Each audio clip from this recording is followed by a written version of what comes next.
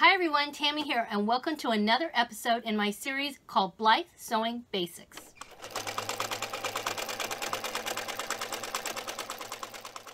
In this episode, I'm going to talk about sewing by hand versus sewing by machine when it comes to stitching together your Blythe doll clothes. Now let me say, if you're very new and you don't have a sewing machine, you can sew your doll clothes without a sewing machine. At one point in our history, there were no sewing machines, right? So it is possible to sew your doll clothes totally by hand. If you're dying to get a machine, I recommend getting something not super fancy, but I'll talk about that in a minute. First, let's get to hand stitching.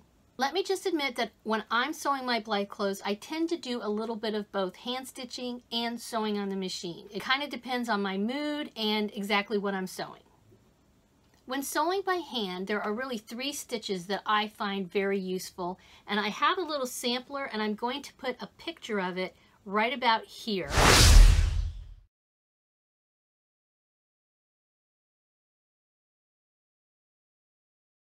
And I've done a sampler in different colors. I've done red, green, and purple, one for each of the different type of stitches that I recommend. Red is whip stitch. Green in my sampler is straight stitch, and purple in my sampler is something called back stitch. So whip, straight, back. Those 3 stitches are what I recommend learning how to use. The whip stitch, which you'll see from my sampler, I'm not great at it. It does keep my clothes together, but it's not picture perfect, and I thought, well, I'm just going to show you how I really stitch, okay? So whip stitch, which like I said is the red stitch, that's very useful for something like a hem. Straight stitch is useful for like finishing the top of something possibly, or even just putting anything together. Straight stitch is probably, if you're only going to pick one of these 3 stitches to learn first, I'd say go with straight stitch. And then back stitch, you kind of going front and back when you're doing back stitch. So it's really useful when you're trying to make sure something is super duper secure. I, for example, tend to use back stitch if I am stitching 2 pieces together and I'm going doing the neck, for example. Like if I'm making a dress, a doll dress, and I have a front piece and a lining piece and I'm putting those together, and then at some point I'm going to turn them inside out. When I'm stitching those 2 together around the neck area, I tend to use back stitch. There is no wrong way. You can use straight stitch, you can use, there's also called running stitch, which works fairly well too. But if you're going to learn stitches, I would recommend whip, straight, back. All right, so let's talk a little bit about the machine. I have a Quantum Singer machine. I really like it. It's a little probably fancier than what most people need, but honestly, this is the 3rd sewing machine I've ever purchased in my entire life. And so my other machines lasted me a really long time, and I decided to splurge a little bit on this one. I think I got this maybe 2 or 3 years ago. Generally speaking, I've been pretty happy with this as far as using it for doll clothes. When I purchased it, I did think about sewing for dolls. It is a machine that's typically used for quilters, and so it has a lot of attachments to it that relate to that. And one of those, which is pretty handy, is one of the feet that I don't think I remember having a foot like this on my other machines when I bought in the past. Maybe I did and I just don't remember it. This presser foot is called a straight stitch patch quilting foot and is perfect for stitching 1/4 inch seams. What's nice about this foot is when you're stitching, it's very easy to line up the edge of your fabric with the foot, and you know that you have 1/4 inch. Also, mine has a little line, which is kind of starting to fade. But it has a little line, so if I wanted to do 1/8 inch stitch, I can do that as well. And it's especially useful when you're sewing for the fake dolls versus the traditional dolls, because they're a little bit wider, okay? So check to see what type of feet comes with your machine. You can buy extra feet if you need to. The other foot I use is just a general purpose foot, and what's nice about this, I could actually just use this and not use the 1/4 inch one, but I just find it a little bit easier to line up.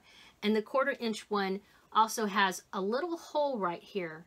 So your needle lines up right in that hole. This one has a bigger hole, so I use this for when I zigzag. And pretty much for the most part, when I'm using my machine to stitch, I'm either zigzagging the edges where I line up the edge of the fabric and I do a zigzag on the very edge of the fabric, and I would need this because your foot, your little needle is going to go back and forth, back and forth, back and forth. So you need room in that foot for the needle to move back and forth. This foot, I can't do that. This foot just goes up and down, okay, for the needle.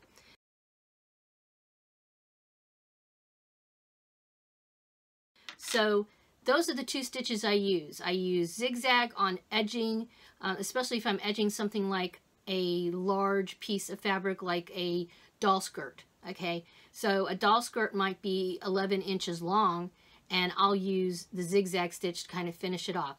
You do not have to finish off the edges of your fabric when you're sewing at all. Personally, I like to have things finished a little bit. It's just a little pet peeve of mine. So I kind of look at sewing doll clothes like when I was sewing people clothes, okay? And one of the things I really tried to pay attention to when I was sewing clothes for myself was the finishing. I like to have stuff finished on the inside.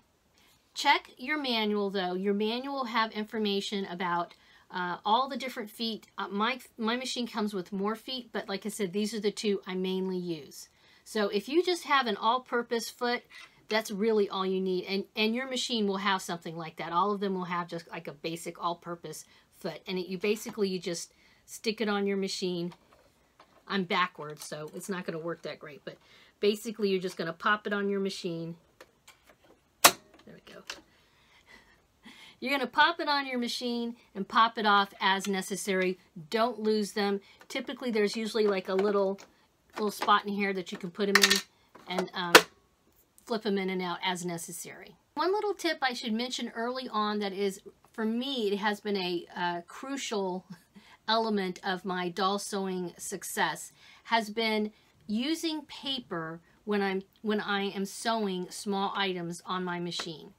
And I mean actually putting a piece of paper underneath whatever it is you're sewing. You can use tissue, you can use leftover wrapping paper. I have used, you know, sometimes when you're copying something or printing something on your printer and you have some extra pages, I've used those, like maybe it didn't print out all the way or something. So I save a lot of my scrap paper and I use it when I'm sewing. And the reason for this is because I have found with this machine, and I've read and talked to other people on Facebook about this, very typically when you're sewing really teeny tiny little things, you run into the problem where the machine will actually suck your fabric down into the bobbin. The bobbin's underneath here, and so there's actual space underneath this plate, and it'll suck your fabric down into the machine, and it's a nightmare.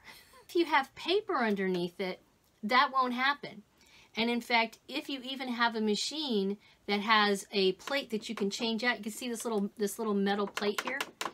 You can change this out and put a plate that has just a single hole, and that would also eliminate the need for having the paper, because since it would only have the hole, you wouldn't have these other spaces down here for the fabric to get sucked down. Now, my machine did not come with a plate like that. I could buy one in addition to it, but I don't. If I were to do that, I would only be able to do that straight stitch. I wouldn't be able to zigzag. I wouldn't be able to do any other sort of different stitches, and I'm lazy. So for me, I just save my tissue paper and my recycled paper, and I use it when I sew. And I should mention, the next video we will actually be sewing, so I will show you, I will actually demonstrate to you in the next video how to use the paper that I'm talking about.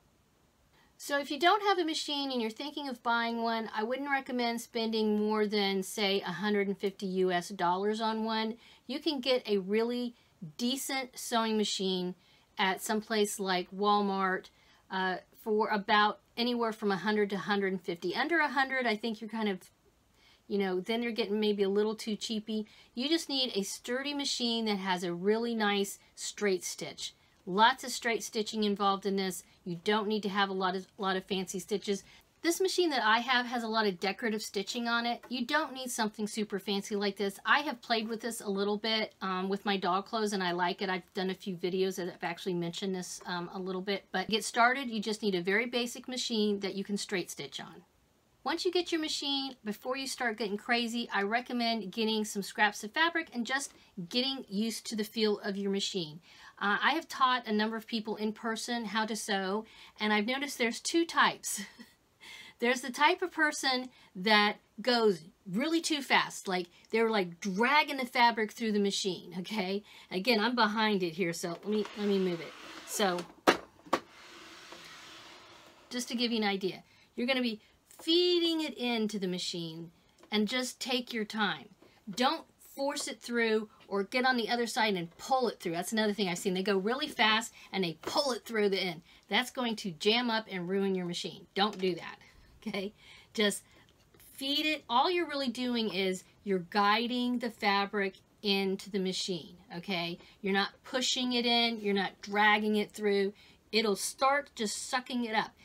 The other type of person I see is the type that goes really slow, like wah, wah, wah. That's a little too slow. And something to check on your machine is if there's an option to actually keep you from going too fast. Mine has a little button that has a turtle on it. And so if I wanted somebody to be on this and go really slow, I can hit the turtle. It also has a little slider here. So I can make it, push it way down here, which would not allow me to go very fast, or I could push it up here, which makes me allowed to go super fast. A lot of machines have these kind of options now. So get familiar with your manual. You don't have to read it, you know, cover to cover, but make sure you have an understanding of the basics of your machine, and just get some scrap fabric and start playing around a little bit. And like I said, let it feed it through gently. Take your time. You're not speed sewing, but you don't really have to go as slow as a turtle either. And finally, one other thing that you should check about on your machine is having to do with stitch length. When you're sewing doll clothes, everything's smaller, right? So typical stitch length, and that literally means how long every single stitch is that you're sewing. The default stitch length on your machine is probably going to be larger than you need for doll clothes, because remember, doll clothes are smaller. So your stitch length needs to be smaller typically, especially when you're doing curves. You won't notice it so much if you're doing something like doing a straight hem on a skirt, but if you're doing something like stitching around a neck of a doll dress, that's a really small area. That's when you definitely want to be able to make your stitch length shorter. Again, check your manual how to do that. It's going to be a little bit different depending on the machine you have. Hope you found this video helpful. My next video, I will actually get started on a very simple project, so look forward to that. As I stated at the beginning of this video, you do not have to have a machine to sew for your Blythe dolls. However, when I start demonstrating, you're going to see me do a little bit of both hand stitching and machine stitching. If you already have a machine, great. It's a wonderful way to use it and get to know your machine a little bit better. But if you don't feel like you have to go out and buy a machine right away. I recommend trying a few projects first. If it's something you think you want to do, then it's time to think about investing in a sewing machine. If you have any questions, feel free to add them to the comments down below. If you have any tips, I'd like to see them as well. Also, down below in the comments. As usual, I always appreciate a thumbs up. Please make sure you subscribe and have a wonderful Dolly Day. Bye-bye.